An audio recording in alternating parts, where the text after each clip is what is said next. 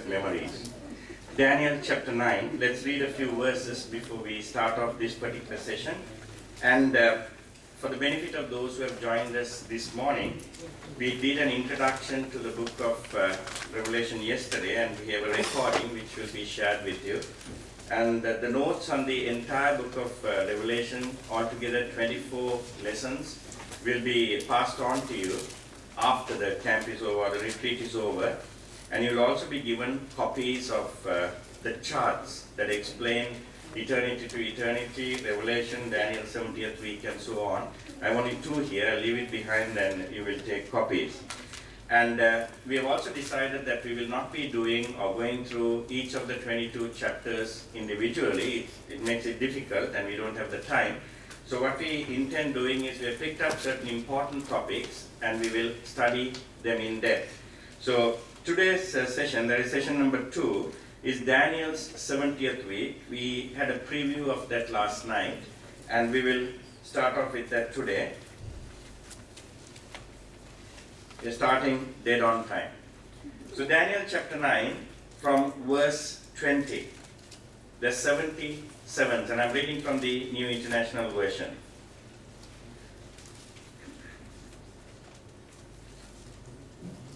Daniel, it's good to memorize the books of the Bible so you know exactly where the book is. Okay. It's in the Old Testament. The Bible is divided into two: Genesis, Exodus, Leviticus, Numbers, Deuteronomy, Joshua, Judges, Ruth, 1st and 2nd Samuel, 1st and 2nd Kings, 1st and 2nd Chronicles, Ezra, Nehemiah, Esther, Job, Psalms, Proverbs, Ecclesiastes, Song of Solomon, Isaiah, Jeremiah, Lamentations, Ezekiel, Daniel. You're there, right? Okay. Verse 20. While I was speaking and praying, confessing my sin and the sin of my people Israel, making my request to the Lord my God for his holy hill, while I was still in prayer, Gabriel, the man I had seen in the earlier vision, came to me in swift flight about the time of the evening sacrifice. He instructed me and said to me, Daniel, I have now come to you to give you insight and understanding. As soon as you began to pray, a word went out, which I have come to tell you, for you are highly esteemed or respected. Therefore, consider the word and understand the vision.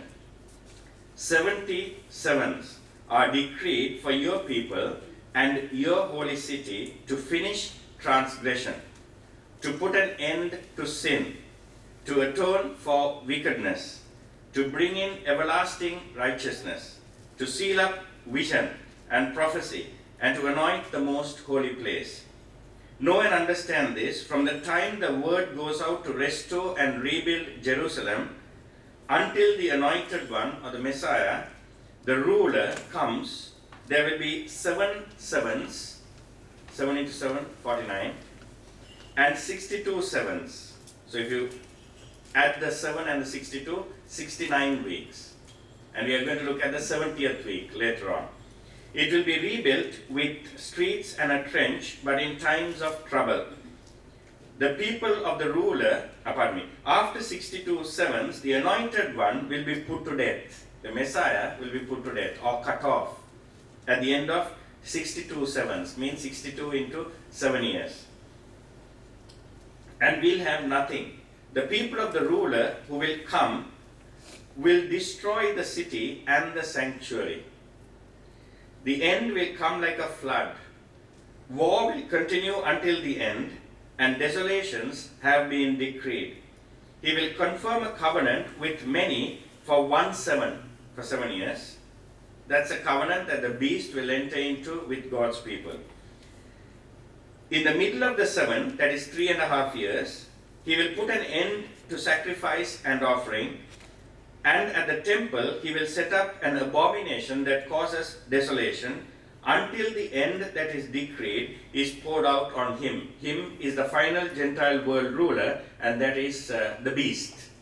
So we're going to look at this particular aspect of Daniel's 70 weeks because this gives us an understanding of the end times. In relation to this, in Daniel chapter 2, Nebuchadnezzar had a dream. And then Daniel chapter 7, Belshazzar had a dream.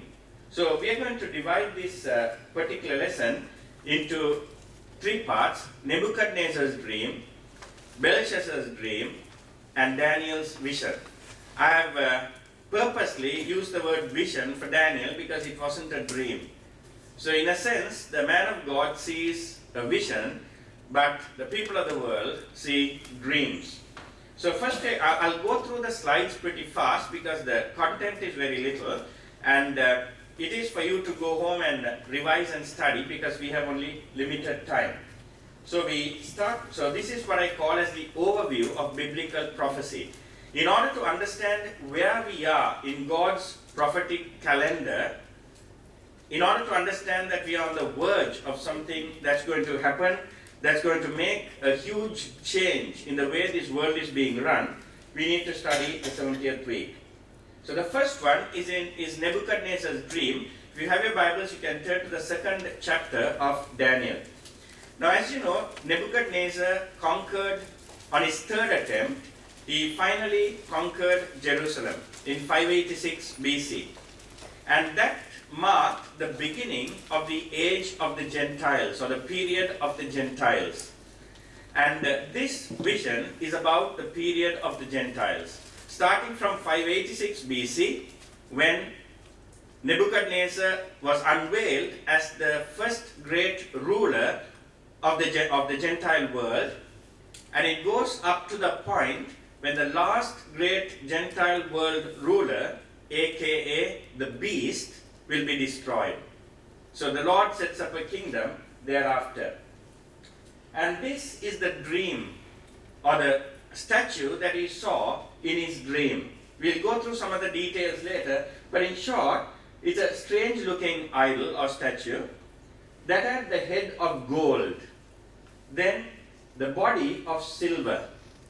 Bronze or brass made up the next part, and the legs were made out of iron.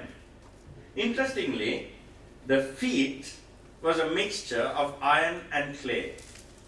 And if you look at that, when you come down from the head, the value of the elements decreases, and but the strength of the elements keep increasing. For example, gold is the most valuable of all these things that I've mentioned. At the same time, iron is the strongest of all these elements. So the Lord was describing the coming great world empires or Gentile empires to Nebuchadnezzar. It's interesting that he gave this dream to Nebuchadnezzar and did not give a vision of this to Daniel. Nebuchadnezzar saw this dream, he was a bit disturbed, and then he called on all his advisors to interpret this dream for him, and none of them could do that. And Daniel had to be brought forward, and Daniel acknowledges the fact that it is the God of heaven who gives interpretation. And why did God give this dream to to Nebuchadnezzar? Not part of our study, but I firmly believe by reading between the lines from the book of Daniel, Nebuchadnezzar ultimately becomes a believer. Interestingly, the first great world ruler. So, another way to look at that is the interpretation is given there. In the interpretation, Daniel tells Nebuchadnezzar that the head symbolizes him in particular and the Babylonian Empire, which was primarily established in 606 BC.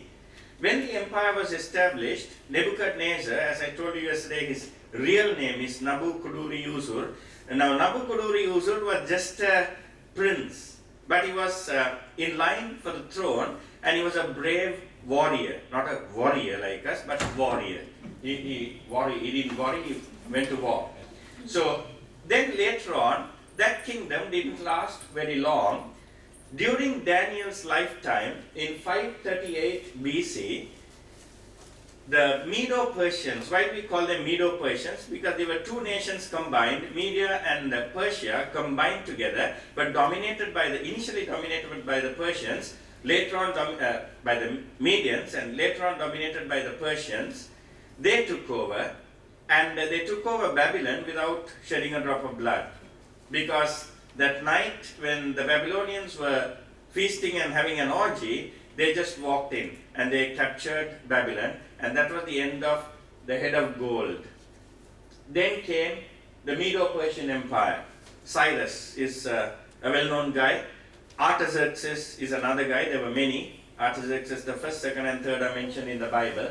And that formed the second empire made out of silver. As you know, that silver is stronger than gold, or in strength-wise, silver is greater than gold, but in value terms, silver is less. So the Babylonian Empire was in all its glory, and you've heard about the hanging gardens of Babylon.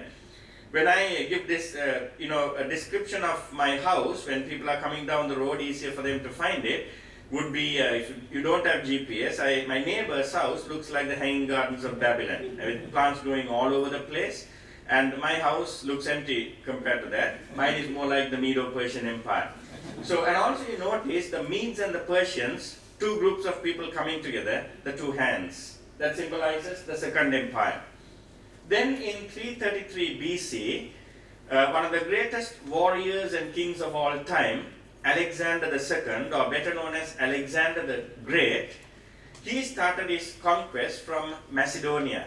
And for those of you who were privileged to visit with that group last September, we went to the very tomb of Phillip of Macedon. And his son was Alexander. And Alexander was extremely swift in his conquest of the nations, and he came up as far as northwest India and very close to Sri Lanka. So even today, there are people with Greek features in northwest India, and these were the descendants of the people who came with Alexander. And as you know, at the age of, roughly around the age of 33, Alexander died of fever, most likely malaria, and in Mesopotamia, or modern-day Iraq. And after that, his kingdom was split into 5. A little bit more of that when we come to the other dream, Belshazzar's dream, in chapter 7. So the Greek conquest was pretty swift. And the world was, the then known world was Hellenized. And then came a small village near the river Tiber in Rome, which was initially colonized by the Ionians, became slowly but surely became a strong empire, a strong nation and a strong empire, and Rome came into existence. Now, I've said here that Rome is not named. There's a reason. When we look at the 7th chapter, we know why it was not named. And Rome is symbolized by iron. Out of all these elements, iron is the strongest. And iron breaks things to pieces, and Rome shattered many empires and many nations, and they ruled with an iron rod. The Pax Romana, or the peace, Roman peace, was established everywhere except in that small little village that held out against the invaders in Gaul under Asterix and Obelix, under the leadership of Vital Statistics, if you know what I mean. But that's just fiction, not real stuff with their magic potion. But the Romans were pretty strong, and the Roman Empire lasted in some form for 1,500 years, or for 1.5 millennia. And the feet of clay and iron mixed together is the revived Roman Empire. And let's look at the revived Roman Empire in session number 6 or 7. So this gives us an idea of the entire period of the Gentile world nations or rulers, starting with Babylon, Medo-Persia, Greece, and the Roman Empire. The Western Roman Empire collapsed in the 5th century AD. It fell to the Vandals, and then from then on the Muslims and as well as the others like the Ottomans took over their bulk of their empire. Whereas the Eastern Roman Empire finally fell in the early 16th century to the Ottomans, or the Turks. And you know a bit of that because those who went up to Turkey, you heard that bit of history. And the Eastern Roman Empire survived until the 16th century. So is the Roman Empire gone now? And what is the revived Roman Empire? We are going to deal with that later, but as a preview, I do not believe that the European Union is the revived Roman Empire for many reasons. One is because the map of the ancient Roman Empire and the map of the European Union don't fit in together. There are certain common areas because the Roman Empire also covered bulk of northern Africa and the Middle East, and the European Union is not in the Middle East. So what about the revived Roman Empire? We'll come to that. So the Roman Empire finally collapsed in the 16th century, the Eastern Roman Empire, and then what is left now of this collapsed Roman Empire is a mixture of clay and iron. As you know, when you mix iron with clay, it's very feeble, it's not very strong. So even though and that will be the kingdom of the beast. Even though the kingdom of the beast may look strong, it is in reality very weak. And in this dream, he also saw a rock not cut out by the hands of men, coming down and hitting the entire statue, the entire structure, right near the feet, at the weakest point, and the statue then falls down and breaks into pieces. An interpretation that Daniel gives us is that this rock is the Ancient of Days, and not made by the hands of men, not cut out by the hands of men, shows that this is not a created person, and it is none other than the Messiah, the Lord Jesus Christ. So in his second coming, he will come and he will destroy this entire structure. Means he will bring to end the times of the Gentiles. So we are living right at the end of the times of the Gentiles. All the things that need to happen now are the rapture. We'll study that in the evening. And then the tribulation period. And then the rock will come and destroy the kingdom of the beast. So this was an interpretation that Daniel gave to Nebuchadnezzar. Now I'm going to skip the slides on this because I've explained this. And I'll come to Daniel's 70th week later. But let's go into the other dream. Belshazzar's dream. In Daniel chapter 7, here I will use the slides because I want to show you some pictures. And since most of you have grown up with pictures in school and later on, you have studied through pictures, we'll explain this. Now Daniel was a fairly young man, around my age, when he was giving interpretation to the first dream in his 30s. But now Daniel was much older, and the year was 553 BC. Remember, 586, Jerusalem fell to Nebuchadnezzar. Now it's 553 BC, and he was 67 years old. So if you are 67 years old, you are very much needed.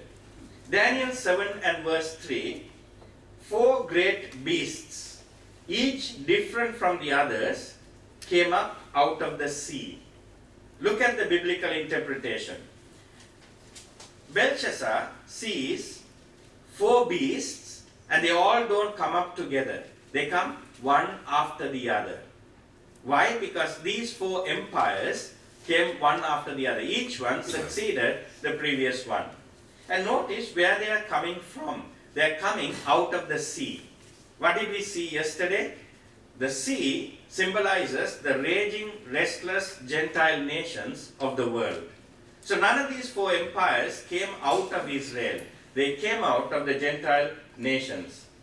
And this is the artist's description. I've got a couple of pictures. And these are the 4 beasts. The first one is a lion with wings. You don't see those in our zoo, but as I said, if you are very much drunk, you will see that in your dreams. But this was this symbolized Babylon. Why? We'll look at the details. Secondly, you notice Medo-Persia, and if you look carefully, it's a bear, and it has 3 bones or rib bones in its mouth. Why 3? Let's look at that. Then you see Greece, a leopard with 4 heads and 2 pairs of wings, and then the last animal is an animal that is not described. So in most of these pictures, people tend to draw something that looks a bit like dinosaurs, because in our imagination, they are the most fierce-looking creatures that we have come across in human history or in human imagination. So that's why little children are fascinated by dinosaurs. This animal is not described in Daniel's prophecy. So these stand for the 4 different empires. And interestingly, they are also referred to as beasts because they show forth beastly characteristics. Another picture of this, again a lion with wings. This lion looks a bit more majestic than the previous one. Then you have the bear over here. You can still see those 3 ribs coming out of its mouth. And the leopard with 4 heads and 2 pairs of wings. And then a dinosaur kind of looking creature right at the back. You notice that they are coming at different times. The lion is the closest, means it came out first. For many of the Gentile nations, their symbol or insignia is generally an animal. You have the kangaroo and the emu, right? Ostrich or emu? Emu, right. And Sri Lanka, they use lions, and some people use tigers for some time. Then, and you have, England is not, it's not lions. It's actually, those are leopards. But they are, for some mistaken reason, they call them lions. The English Lions team, that's the A team, is currently in Sri Lanka. It's actually, they should be leopards. And the United States has an eagle. So the Gentile nations have beasts as their symbol.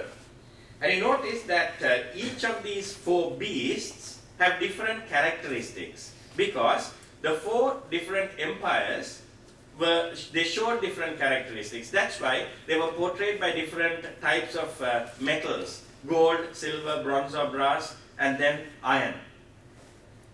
And if you do a deeper study of these empires, you notice that. And I also mentioned that they came up out of the sea, the raging, restless Gentile nations. And they also came, they did not come simultaneously, but they came successively, one out of the other.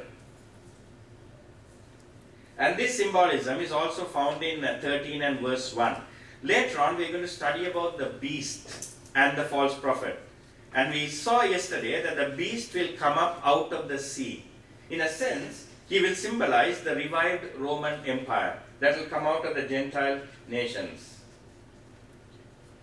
Firstly, the lion, Babylon.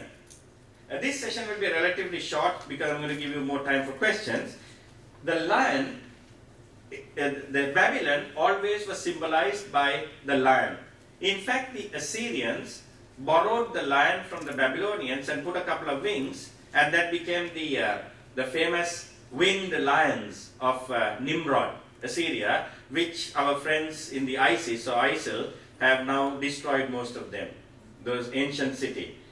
And this symbolizes the Neo-Babylonian Empire. Why do we call it Neo? Neo means new. There was an earlier Babylonian Empire that was not as strong as the one founded by Nebuchadnezzar. So that is known as the real Babylonian Empire, the new one, and that's the one that is represented by the head of gold. And why the lion? It had eagle's wings. These symbolize, the combination of lion and eagle symbolize majesty. A lion is a very majestic animal, and that's why it's called the king of the jungle or whatever. It is also a ferocious animal, and more of that when we study about the tribulation period and the judgments. And the eagle is known for its swiftness. It flies down very fast and catches the prey. So the Babylonian Empire was very majestic, greatest of all the world empires in terms of splendor and majesty. Remember, that's what happened to Nebuchadnezzar. He walks out and he looks at his city of Babylon, and he becomes very proud, and God had to punish him, and for 7 years he became mentally unstable until the Lord restored him when he repented. And the Babylonians showed a lot of ferocity when they went into battle, and they captured their kingdoms with, or other nations with swiftness. So wings are also suggestive of speed. and the capacity for effective action. They were very effective and they conquered pretty fast. Nebuchadnezzar, in fact, he is well known for one particular battle, that is the battle against the Egyptians in Carchemish in 605 BC. And that's the battle that established Nebuchadnezzar. It's like a test batsman who kind of plays a few test matches, then he plays one defining inning, or something like this guy, O'Keefe. He has been bowling, suddenly in the first test match he got 12 wickets, and that's the defining moment for him. And Nebuchadnezzar's defining moment was the defeat of the Egyptians. And then only he went against Israel, or Judah, thereafter. Interestingly, the Bible goes on to say that Belshazzar says, I watched until its wings were torn off, and it was lifted from the ground, so that it stood on 2 feet like a human being, and the mind of a human was given to it.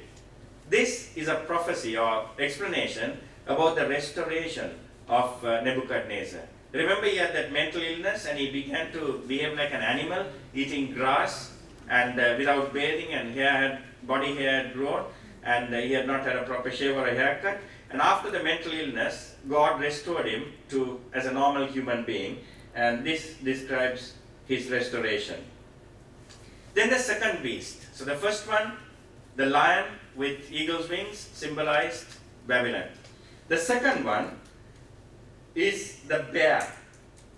And the bear symbolized Medo-Persia. And this succeeded the Babylonian Empire in history. And it is also interesting, and this is the one that is described by this part of the idol, that is the silver part, 2 hands, one Media, other one Persia.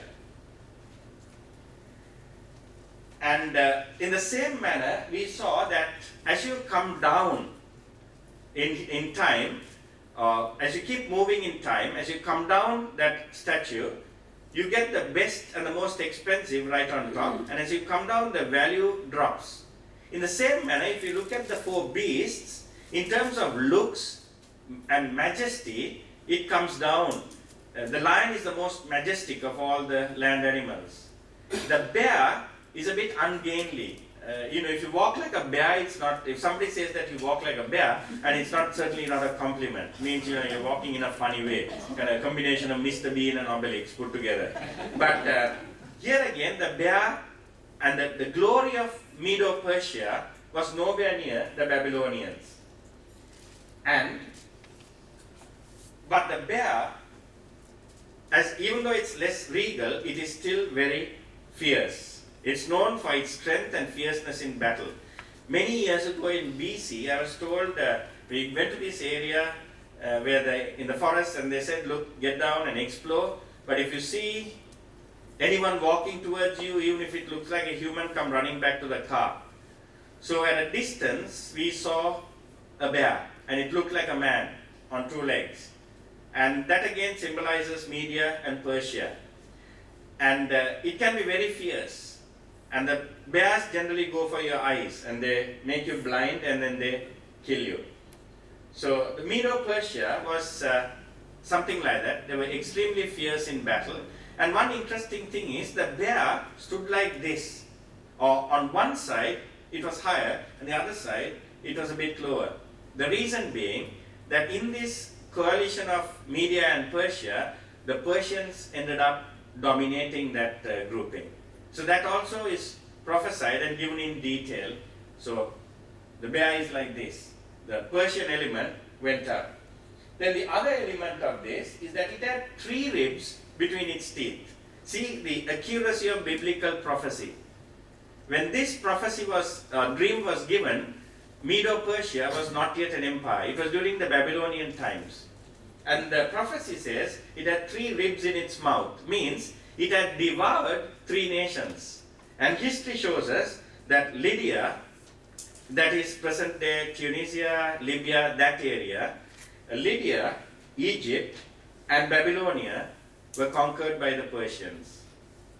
Let me take a short break here just to explain something. One of the criticisms by the liberals, or one of the holes that they are trying to pick on the book of Daniel is this, that in recent times, starting from the 19th century, there have been certain liberal theologians who believe that the book of Daniel was not written by Daniel in the 6th century BC. They believe that it was written just before the time of Christ. You know why? They cannot stomach the fact that the description given, the prophecies given in Daniel are extremely accurate. We don't have time to go into that, but from Daniel, see, the book of Daniel can be divided into two.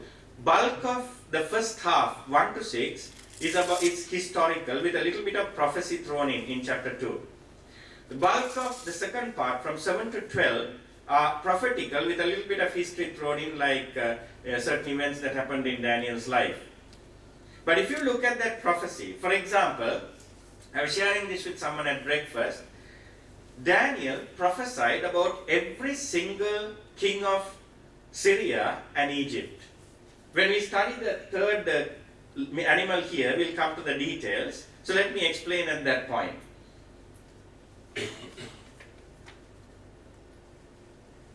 This I've explained. The third one was the leopard. As you know, that the leopard is very swift.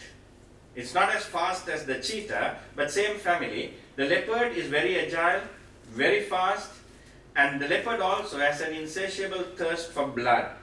It's a beast of prey. And this symbolized the third nation, that those are the Greeks. Greeks came in after the Medo-Persian Empire collapsed, and they defeated the Persians. And if you remember, on our trip we went and saw the great hero, and we saw his statue and we took pictures there, and that was where the battle, what is now immortalized in the film called 300, and the battle took place there, Thermopylae. And that's where the great battle, and that led to the defeat of the Persians later on. Even though the 300 got massacred, that led to the Greek victory. The four wings, or two pairs of wings, symbolize speed and action. As we have seen that Alexander the Great conquered the world much faster than any other, with remarkable speed. Now comes a bit of biblical prophecy that has been fulfilled. When Alexander died at 33, pretty young, he had no heirs to take over from himself. He had two small sons. One was illegitimate, so he didn't really qualify, born through a concubine. The other son, born through a wife, he had many wives, was mentally disabled. So they really couldn't stand up there and take over the kingdom. So what happened was, 5 of his commanders started fighting with each other, and one of the first things they did was to kill off those 2 sons. Even though they wouldn't really qualify to become emperors or kings, they killed them off so that there was no challenge, and the 5 of them divided the kingdom amongst themselves. And one of them, interestingly or coincidentally named Antigonus, was a goner. He was killed by one of the others, and there were 4 emperors left. Cassander took over Greece and Macedonia. Thrace and a larger part of Asia Minor, Turkey for example, went to Lysimachus, and he's the guy who killed Antigonus. Then Syria and much of the Middle East, including Israel, went to Seleucus, and from that you get the dynasty of the Seleucids. And Egypt, the most sought after prize, went to Ptolemy, and that's why we have the Ptolemaic Empire being created, and one of the best known characters there was good old Cleopatra, the lady with the short nose. Okay. Now, you notice that they were ultimately, the kingdom was split into 4. And you notice that the leopard had 4 heads. And this was a prophecy given almost 200 or 300 years before it actually happened. That's how accurate God's word is. In fact, later on, when you study from chapter 8 onwards, Daniel concentrates on Seleucus and Ptolemy. You know why? The other 2 were too far away from Israel. If you have Israel here, Seleucus was there, and Egypt was to the southwest, Seleucus was to the northeast. And throughout the history, the intertestamental period, after the book of Malachi was written and until the time of the Lord, they were virtually, most of the time, they were under either the Seleucids or under the Ptolemies. And the Seleucids and the Ptolemies fought each other, and they used Israel or Palestine as the doormat. They will wipe their feet on the doormat and go. So every time they went into battle, they will first go and destroy Judah and then go and battle the other party. So Israel suffered a lot in the hands of the Seleucids and the Ptolemies. Again, something in relation to biblical prophecy. One of the Seleucid kings, Antiochus IV, and all the Seleucid kings and all the Greek kings had nicknames. Kind of like my nickname is handsome, something like that. Now, all of them have different nicknames. So Antiochus IV, his nickname was Epiphanes, which is God with us, something like that, and or God amongst us, or God born amongst us. And he was perhaps the best type or picture of the beast, the coming beast. See, in the scriptures, there is a concept, there's a term for it which escapes my mind. I'll share it later. In the scripture, many prophecies have dual fulfillment. In the near term, a partial fulfillment, and in the longer term, a greater fulfillment. Now, for example, the prophecies of Ezekiel and Isaiah about the fall of the king of Tyre and so on, the near-term fulfillment was about the king of Tyre, and the longer-term fulfillment was about the fall of Satan. Psalm 22, which is a messianic psalm, my God, why have you forsaken me? The near-term fulfillment was in the life of David, and the longer-term fulfillment was in the life of David's greater son, the Lord Jesus, on the cross at Calvary. So there are many prophecies like that. There were short-term fulfillment, which is partial, and a longer-term full fulfillment, if I may put it that way, later in history, in prophecy. So in the same manner, Antiochus IV, you remember the term, the abomination that causes desolation. We read that today, and more of it later. That basically means that something abominable is going to take place in the midst of God's people, and that's going to make their abode desolate. It says something like what happened in Japan when that tsunami hit Japan, and there was a leakage from one of the nuclear plants, and all of them, people had to leave, or Chernobyl, people had to leave. Chernobyl in the former Soviet Union, people had to leave, so it caused a desolation. Now, the beast will cause that desolation. In the Olivet Discourse, the Lord speaks about it. The first person to cause that desolation was Antiochus IV, and Antiochus IV, in many ways, is a shorter term fulfillment, partial fulfillment of the prophecy about the beast. Antiochus IV forced the Jews to stop observing the Sabbath. He told them not to read the Torah, read the Bible. He also told them not to have Jewish festivals, and he also told them not to circumcise their male children. In fact, the male children who were circumcised in secret, when they were found out, they took the mother and the child to the city wall, and they dropped the child from there, and then the mother watches the child die, and then they push the mother over the wall. He was such a wicked man. How he conquered Jerusalem was that he battled against Jerusalem, he couldn't take it over, until he lied to them and said, he went with a white flag saying, I come in peace.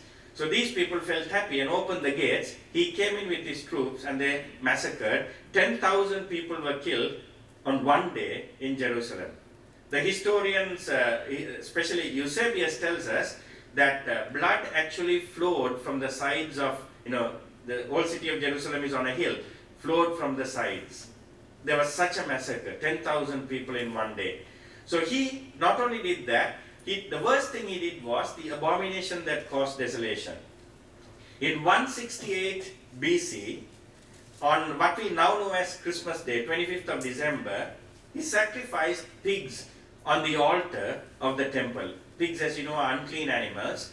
And he took the pig's entrails and inner parts, and went and splashed it in the most holy place and also in the holy place. This eventually led to the Maccabean revolt, and one family led by Judas Maccabeus. Maccabee means hammer, Judah the hammer, or Judas the hammer. They rebelled against the Seleucid Empire, and the Jews had almost 100 years of independence under the Maccabees until the Romans came in 42 BC and captured Palestine. So you notice that this man caused an abomination. In the holy place, in the most holy place, he went and sacrificed and threw the dirty parts of an unclean animal. And that caused desolation. A lot of people died as a result of that.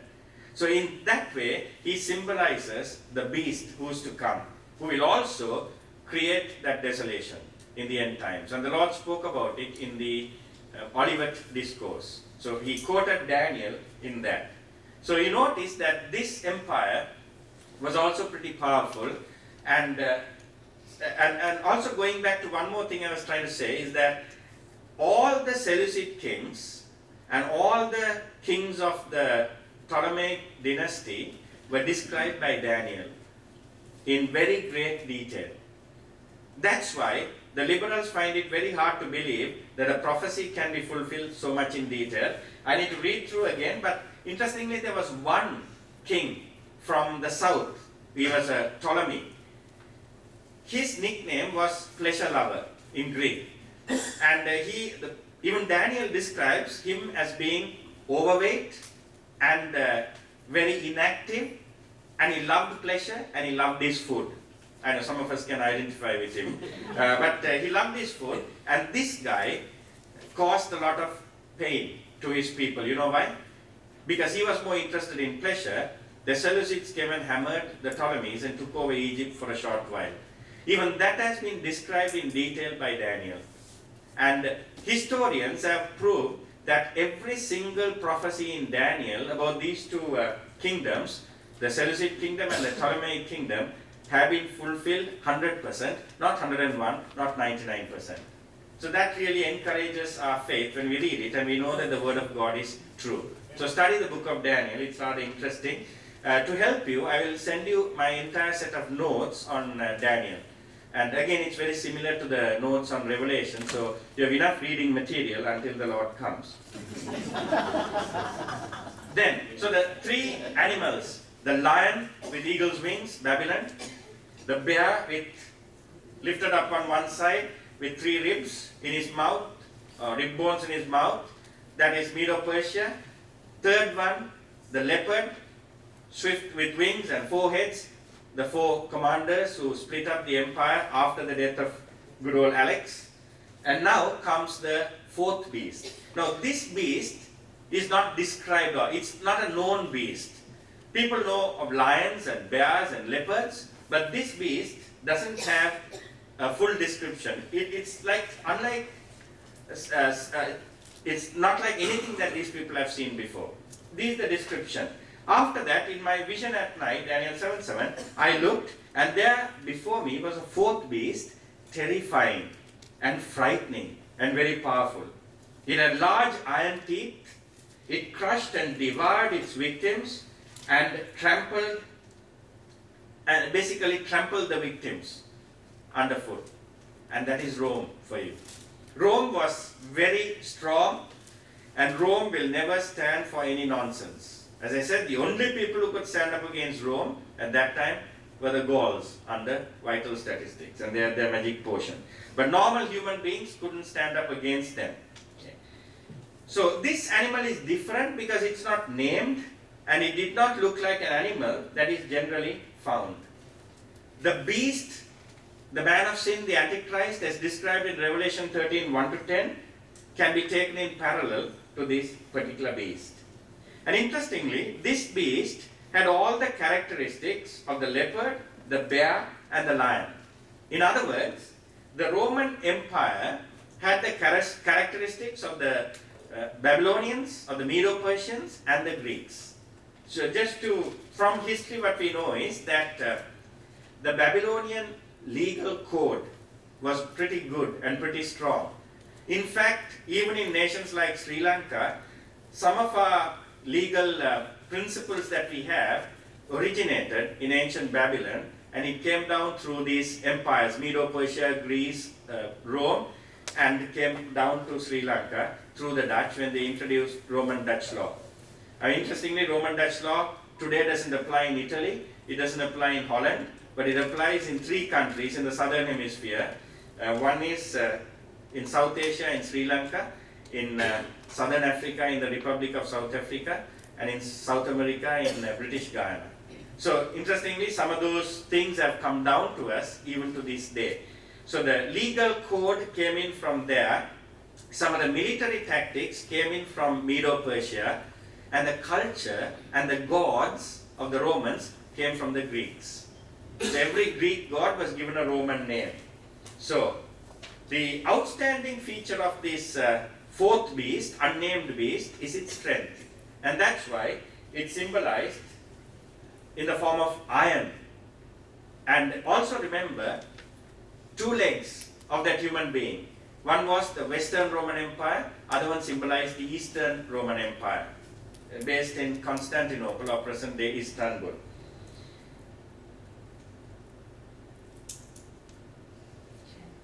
So, each of these 4 animals correspond to each of these elements in the statue. The lion with eagle's wings, the head of gold, Babylon. Bear lifted up on one side with 3 ribs in his mouth, Medo-Persia, 2 hands, 2 elements. Then here the body becomes one again at this part, and that is the leopard with 4 heads, divided later after the death of Alexander the Great, made of bronze or brass, is Greece. And then you have 2 legs, the Western and Eastern Roman Empire.